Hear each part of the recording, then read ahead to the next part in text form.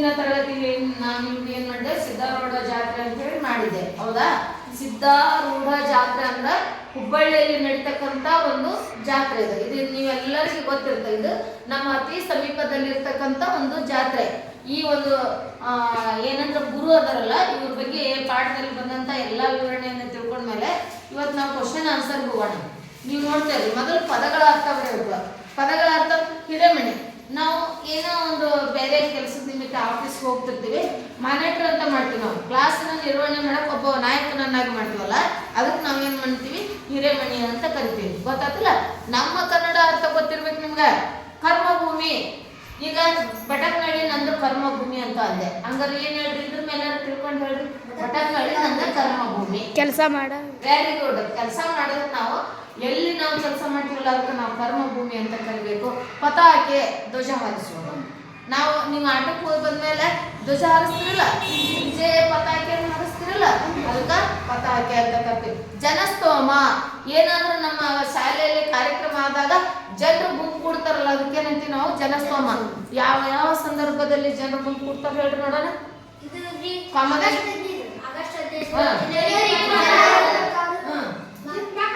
ಮಕ್ಕಳ ದಿನಾಚರಣೆ,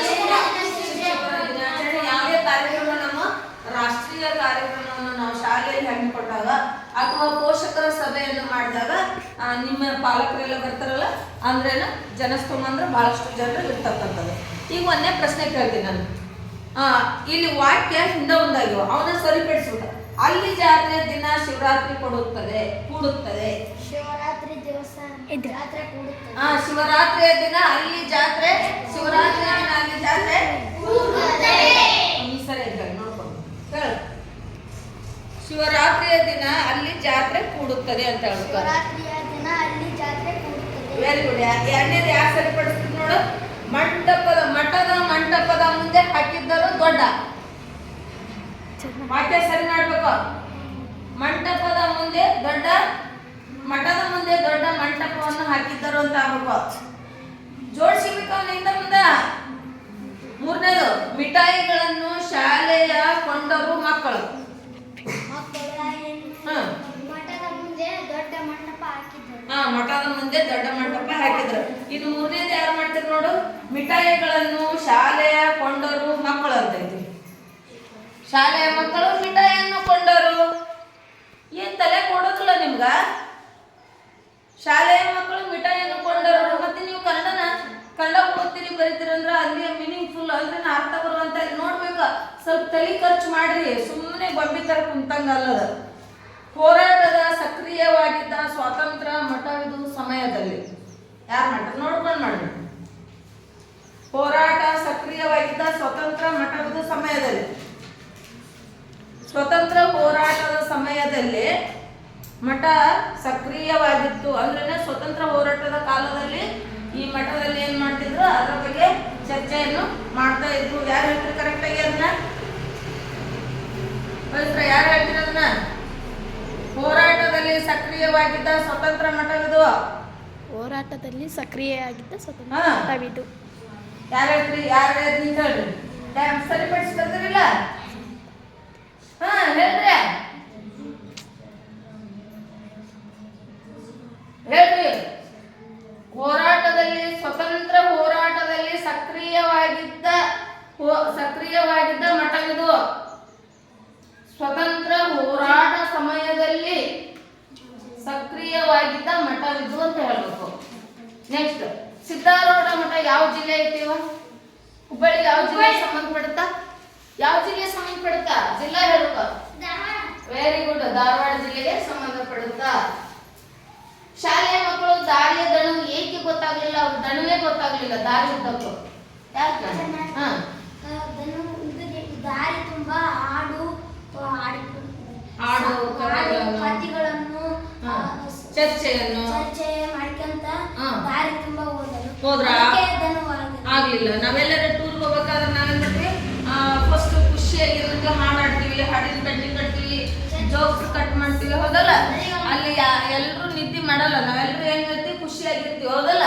ನಾವೇನೋ ಮಾಡ್ಲಿಲ್ಲ ಅಂದ್ರೆ ಏನ್ ಮಾಡ್ತಾರೆ, ಎಲ್ಲರೂ ತಮ್ಮ ಪಾಡಿ ತಾವು ನಿದ್ದಿಗೆ ಹೋಗ್ಬಿಡ್ತಾರ, ಹೌದಾ?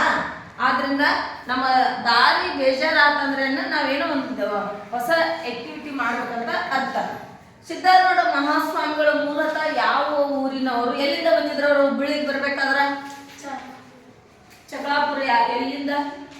ಸಿದ್ಧಾರೂಢ ಸ್ವಾಮಿಯು ಮೂಲತಃ ಚಕ್ಲಾಪುರದ ಊರಿನವರು. ಅವ್ರದೊಂದು ಊರೈತಿ ಮೂಲ. ಚಕ್ಲಾಪುರ ಅಂದ್ರೆ ಯಾವ ಒಂದು ಜಿಲ್ಲೆಗೆ ಸಂಬಂಧಪಟ್ಟಿದ್ರು ಅವರು?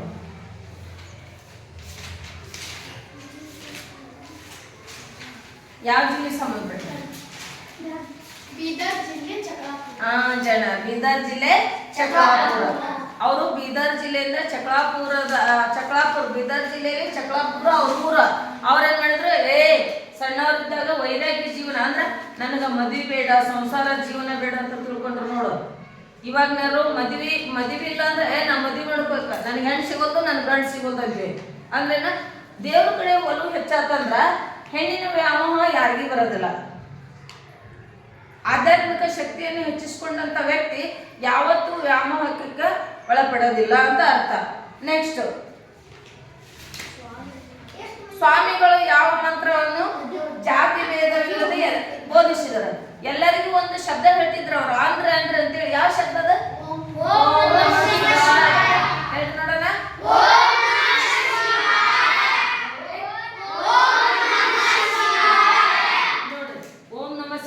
ಸರ್ವ ದೇವರನ್ನು ನೆನೆಸ್ತಕ್ಕಂಥ ಒಂದೇ ಒಂದು ಮಂತ್ರ. ಈಗ ನಾವು ಮುಸ್ಲಿಮ್ಸ್ ಅದೀವಿ, ನಾವು ಬ್ರಾಹ್ಮಿನ್ಸ್ ಅದೀವಿ, ನಾವು ಕ್ರಿಶ್ಚಿಯನ್ಸ್ ಅದೀವಿ, ನಾವು ಸಿಖ್ರು ಅದೀವಿ, ನಮ್ದ ಒಂದು ಧರ್ಮ ಅಂತ ಇರ್ತಾ ಅನ್ಕೊಂಡು ನಾವು ಅಲ್ಲಿ ಅನ್ಲಿಲ್ಲ. ಯಾವ ಜಾತಿಯಲ್ಲಿ ಓಂ ನಮಃ ಶಿವಾಯ ಅಂದ್ಬಿಟ್ರ ಎಲ್ಲಾ ದೇವ್ರಿಗೆ ಹತ್ತಿತ್ತ ಅನ್ನಕ, ಅವ್ರು ಎಲ್ಲಾ ದೇವ್ರಿಗೆ ಸಂಬಂಧಪಡುತ್ತ ಅನ್ನಕ ಓಂ ನಮಃ ಶಿವಾಯ ಅಂದ್ರೆ ಅಂತಂದು ಹೇಳ್ತಾರೆ. ಮಠದಲ್ಲಿ ಶಾಲೆಯ ಮಕ್ಕಳು ಯಾವ ಕೆಲಸವನ್ನು ಮಾಡಿದ್ರೆ ಅವರು ಕಾರ್ಯ ಮಾಡ್ತಾರೆ. ಈಗ ನಾವು ಗವಿಸಿದ್ದೇಶ್ವರಿ ಜಾತ್ರೆ ನಡೀತೈತಲ್ಲ, ಜಾತ್ರೆ ಆದ್ಮೇಲೆ ನಾವೆಲ್ಲರೂ ಸ್ಥಳೀಯರು ಏನ್ ಮಾಡ್ತೀವಿ, ಸೇವಾ ಮಾಡಕ್ ಹೋಗ್ಬರ್ರಿ, ಸೇವಾ ಮಾಡಕ್ ಹೋಗ್ಬರ್ರಿ ಅಂತಾರ.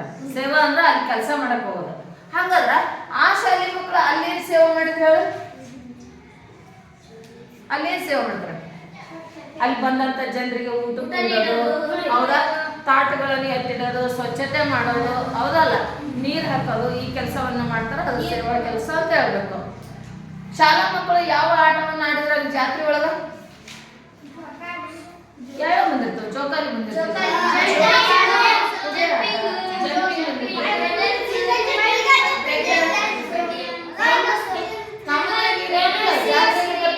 ಎಲ್ಲವನ್ನ ಆಡೋದ್ರಿಂದ ಅವ್ರಿಗೇನ್ ಅನ್ಸುತ್ತ? ಮಜಾ ಅನ್ಸುತ್ತ. ಸಿದ್ಧಾರೂಢ ಮಠದಿಂದ ಸ್ಫೂರ್ತಿಯನ್ನು ಪಡೆದ ರಾಷ್ಟ್ರ ನಾಯಕರು ಯಾರು ಅನ್ನೋದ್ರ ಬಗ್ಗೆ ಅಲ್ಲಿಂದ ಹೋದಂತ ದೊಡ್ಡ ದೊಡ್ಡ ವ್ಯಕ್ತಿಗಳು, ಕೆಲವೊಬ್ಬರು ವ್ಯಕ್ತಿಗಳು ಪ್ರೇರಿತರಾಗ್ತಾರ, ಅದನ್ನ ಇನ್ಸ್ಪಿರೇಷನ್ ಅಂತ ತಮ್ಮ ಜೀವಕ್ಕೆ ಅಳವಡಿಸ್ಕೊಂಡಿರ್ತಾರ ಅಂತ ವ್ಯಕ್ತಿಯ ಹೆಸರನ್ನು ನೀವು ಹುಡುಗಿ ಬರೀಬೇಕಾಗುತ್ತ. ಇನ್ನ ಗ್ರಾಮರ್ ಪಾಯಿಂಟಿಗೆ ಬರೋಣ. ಇಲ್ಲಿ ಕೊಟ್ಟಿರುವ ವಾಕ್ಯವನ್ನು ಗಮನಿಸ್ರಿ. ಪ್ರಸಾದನು ಮುಖ ಕೈ ಕಾಲು ತೊಳೆದು ಬಂದನು. ಇದರಲ್ಲಿ ಕರ್ತೃ ಕರ್ಮ ಕ್ರಿಯಾಪದ. ನಿಮ್ಗೆ ಒಂದ ಸರಳವಾಗಿ ಉದಾಹರಣೆ ಹೇಳ್ಬೇಕಂದ್ರೆ, ನಾನು ಶಾಲೆಗೆ ಹೋಗುತ್ತೇನೆ, ಆಮೇಲೆ ಗೊತ್ತಾಗ್ಬಿಡ್ತೈತಿ. ನಾನು ಶಾಲೆಗೆ ಹೋಗುತ್ತೇನೆ. ಇಲ್ಲಿ ನೋಡಿ, ಇಲ್ಲಿ ಕರ್ತೃ ಕರ್ಮ ಕ್ರಿಯಾ ಕ್ರಿಯಾಪದ ತೋರಿಸ್ಬೇಕು, ಗುರುತಿಸ್ಬೇಕು. ನಾವು ಇವು ಮೂರು ಒಂದು ಈಸಿ ಹೇಳ್ತೀನಿ. ಕರ್ತೃ ಅಂದ್ರ ಈ ವಾಕ್ಯ ಯಾರಿಂದ ನಡೀತೈತಿ, ಮೇನ್ ಯಾರ ಕಾರಣ ಅನ್ನೋದು ನಾವು ಗುರುತಿಸ್ಬೇಕಾದ್ರೆ ಅದು ಕರ್ತೃ ಅಂತ ಕರ್ತೀವಿ. ನಾನು ಈ ವಾಕ್ಯಕ್ಕೆ ಪೂರ್ತಿ ಅರ್ಥ ಬರ್ಬೇಕಾದ್ರೆ ಒಂದು ಇರ್ಬೇಕಲ್ಲ, ವಸ್ತು ಸಬ್ಜೆಕ್ಟ್ ಇರ್ಬೇಕಲ್ಲ ಇಂಗ್ಲಿಷ್ನಲ್ಲಿ. ಹಂಗಾರೆ ಇಲ್ಲಿ ನಾನು ಅನ್ನೋದು ಕರ್ತೃ, ಕಾರಣ.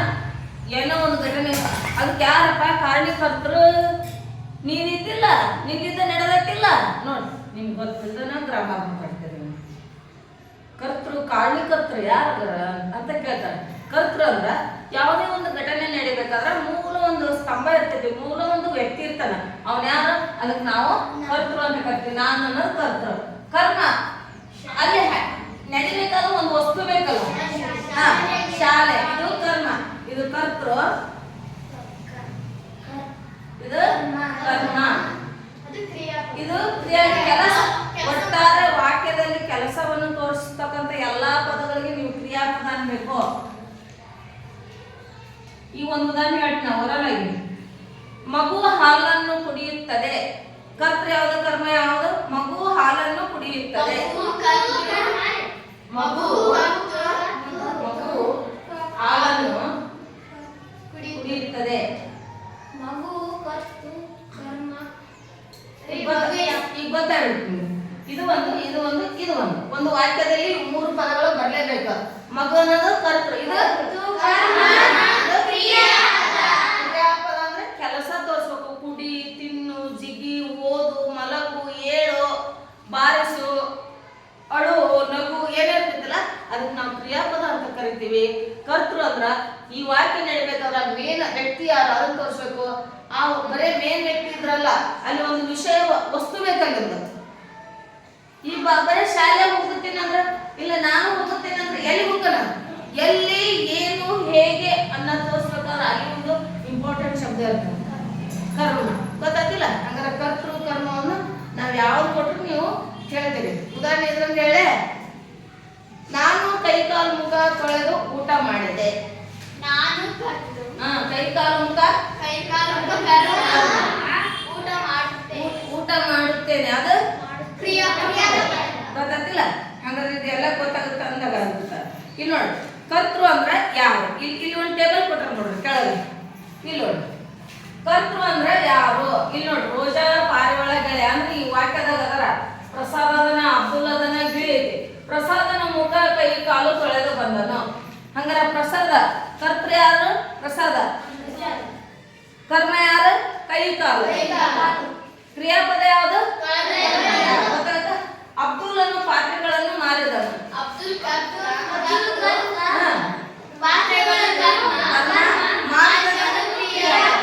ಹಂಗಾರೆ ಇಲ್ಲಿ ನೋಡು, ಕ್ರಿಯಾಪದ ಅಂದ್ರೆ ಕರ್ತೃಪದ ಅಂದ್ರೆ ಏನಿರ್ಬೇಕಪ್ಪ ಅಲ್ಲಿ? ಯಾರು, ಏನನ್ನು, ಏನು ಮಾಡುವರು, ಯಾರನ್ನು. ಇಲ್ಲಿ ಉತ್ತರ ರೋಜಾ, ಪಾರಿವಾಳ ಬರುತ್ತೆ. ಇಲ್ಲಿ ಕರ್ಮಪದ ಅಂದ್ರೆ ಏನು, ಯಾರನ್ನು. ಇಲ್ಲಿ ಕ್ರಿಯಾಪದ ಮಾಡುವರು ಅಂದ್ರೆ ಮೆಚ್ಚಿದಳು, ನೋಡಿದಳು, ಆಡಿದಳು. ಒಟ್ಟಾಗಿ ಯಾವುದೇ ಕೆಲಸ ಇದ್ರೂ ನೀವು ಹೇಳ್ಬೇಕಾಗತ್ತ. ಹಂಗಾರೆ ಇಲ್ಲಿ ಕೊಟ್ಟಂತ ಒಂದು ವಾಕ್ಯದಲ್ಲಿ ಕರ್ತೃ ಕರ್ಮ ಗುರುತಿಸಕ್ ಬರುತ್ತಾ? ನೆಕ್ಸ್ಟ್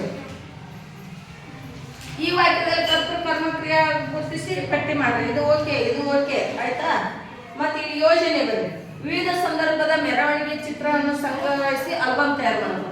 ಒಂದು ಜಾತ್ರೆ ಚಿತ್ರದ ನೀವೇನ್ ಮಾಡ್ಬೇಕಪ್ಪ? ಆಲ್ಬಮ್ ತಯಾರಿಸ್ಬೇಕು. ಕೊಪ್ಪಳ ಜಾತ್ರೆದಾರ ಆತು ಅಥವಾ ನಿಮ್ಮೂರ್ ಜಾತ್ರೆದಾರ ಆತು ಒಂದು ಆಲ್ಬಮ್ ಚಿತ್ರ ಪೇಪರ್ನಾಗ ಬಂದು ಕಟ್ ಮಾಡ್ಕೋಬೇಕು. ಅದೊಂದು ಆಯ್ತಾ? ಪತ್ರಿಕೆಯಲ್ಲಿ ಬರುವ ಪದ ಸಂಬಂಧಗಳನ್ನು ಸಂಗ್ರಹಿಸಿ ಗುಂಪಿನಲ್ಲಿ ಚರ್ಚಿಸೋಣ. ಇದೇನ್ ಬೇಡ, ಇದೇನೈತಲ್ಲ ಮೆರವಣಿಗೆ ಯಾವುದೋ ಒಂದು ಜಾತ್ರೆದು ಅಥವಾ ಏನೋ ಒಂದು ಫಂಕ್ಷನ್, ಧಾರ್ಮಿಕ ಫಂಕ್ಷನ್ ಯಾವುದೇ ಇದೆ ಅದ್ರದ್ದು ಏನು ಮಾಡಬೇಕು, ಒಂದು ಚಿತ್ರ ತಗೊಂಡು ಅದ್ರ ಬಗ್ಗೆ ನಾವೇನು ಮಾಡಬೇಕು, ಒಂದು ಟೆಸ್ಟ್ ಹಾಳಾಗ ಏನು ಯೋಜನೆ ಹಾಳಾಗ ಬರೀಬೇಕಾಗತ್ತ. ಗೊತ್ತಲ್ಲ? ಇದನ್ನೆಲ್ಲ ನೀಟಾಗಿ ಬರೀತಿದೆ ಅಂತ ಭಾವಿಸಿ ಈ ಪ್ರಶ್ನೆ ಉತ್ತರದ ಒಂದು 2 ಅವಧಿಯನ್ನು ನಾನು ಮುಗಿಸುತ್ತೇನೆ.